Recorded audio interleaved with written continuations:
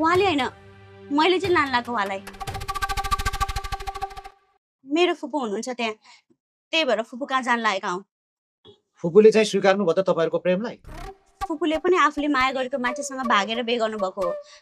घरमा त्यस्तो भएपछि मैले उहाँलाई फोन गरेँ, त्यसपछि तिमीहरू नडराउ, म भएको ठाउँमा आऊ भन्नुभयो, अनि त्यही भएर हामी त्यहाँ जान।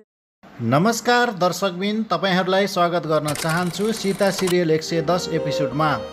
यो एपिसोड 110 मा सृष्टि र भट्टीवालीको छोरो काले वीरगञ्जबाट इन्डिया प्रवेश गर्न लाग्दा वीरगञ्जमा रहेको माइती नेपालको मान्छेले सोधपुछको लागि दुबईलाई लिएर जान्छन्।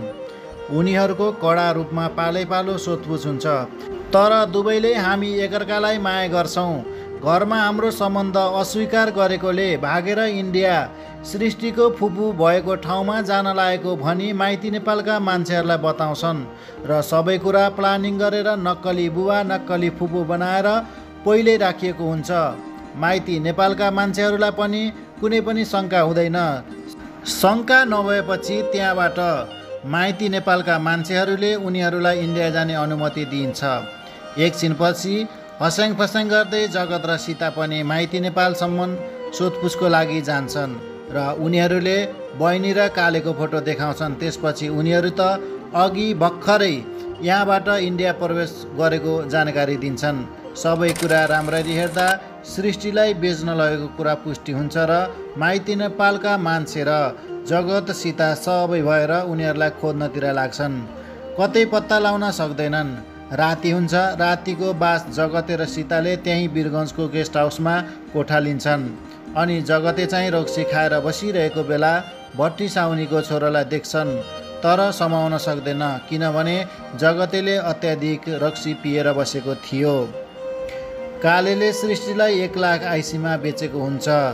सृष्टिलाई दिल्ली लैजानको लागि मुस्लिम ड्रेस लगाएर तयार गरिन्छ र यो भागमा उसलाई चाहिँ दिल्ली लानको लागि तयार गरिएको देखिन्छ। सीता सिरियलको यो 110 भागमा चेलीबेटी विरुद्धको अभियान र दलालीहरूले कसरी चेलीबेटीहरूलाई फसाउँछन् र कसरी चाहिँ यिनीहरूले इन्डियाको बोर्डर पास गर्छन् भन्ने कुरा राम्रोसँग देखाइएको छ। कृपया यो भिडियो राम्रोसँग हेर्नुहोला। जनचेतनाको लागि सीता सिरियलको सबै टिमलाई धन्यवाद दिँदै यो सिरियलको 110 समाप्त भएको छ। अब आउने एपिसोडमा के होला? सृष्टिलाई नेपाल फर्काएर ल्याउन सक्लान् त? थाहा पाउनको लागि तपाईँहरूले 1 हप्ता अझै कुर्नुपर्ने हुन्छ। अब आउने 111 एपिसोडमा के होला त हेर्नको लागि तपाईँहरूले हाम्रो च्यानललाई सब्सक्राइब गर्नुभएको छैन भने अहिले नै सब्सक्राइब गर्नुहोला।